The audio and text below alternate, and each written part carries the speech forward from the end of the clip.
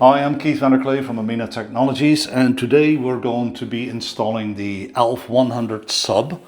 It's the SM version, which means SM is a stud mount and has a 1/2 inch, or actually slightly below 1/2 inch, layer of Baltic Birch at the front that is finished with a primer that can then accept any type of finish over top of it, be it plaster, be it paint, whatever you need to. Now the back of the flange has silent tape on it, harsh tape, so that we have always got a non-vibrating surface between the mounting flange and between the studs. So in this case, we're going to start to put the sub above the baseboard. The baseboard in this case is 5.5 inches high. That's about 14 centimeters.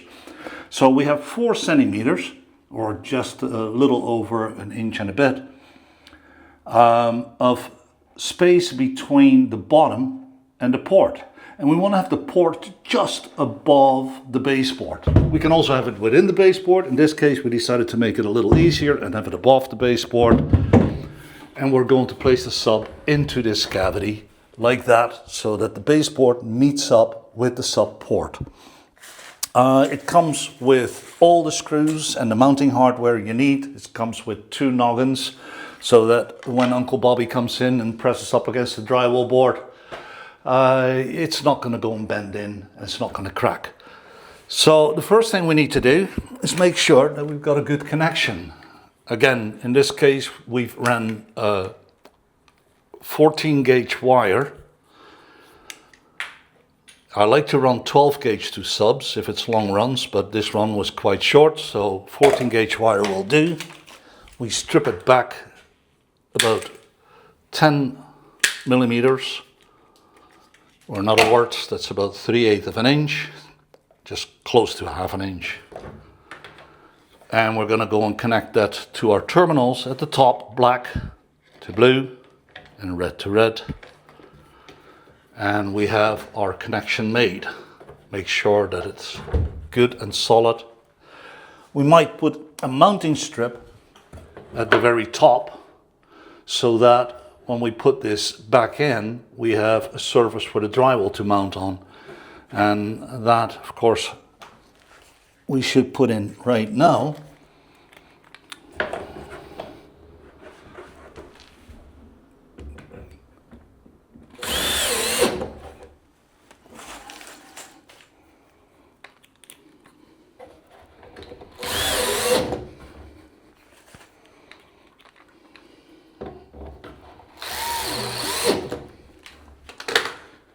Okay, so it fits nicely right in between the studs. It's not riding up against anything. It's not touching anything.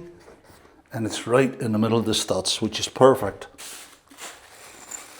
That gives the drywall a good surface on the other side to mount to, and gives the stub a really good bonding surface. We leave a little bit of a gap on the left-hand side so that we can fill that with mud.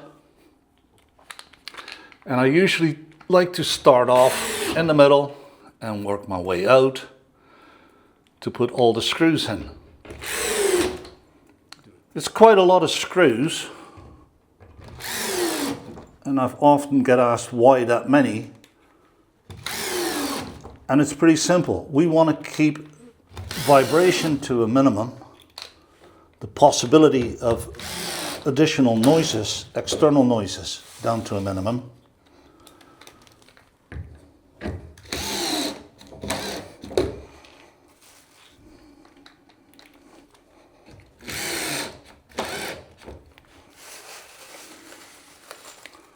And of course, at this point, my screwdriver is just running out of juice. Can you imagine this? Well, that was a job well done. The sub's in. It's in pretty solid. We got the bracing at the top. Once we put the baseboard in, we put the bracing at the bottom. So that way, nothing can ever crack around the sub. We fill in the gap, we tape it, we smear it.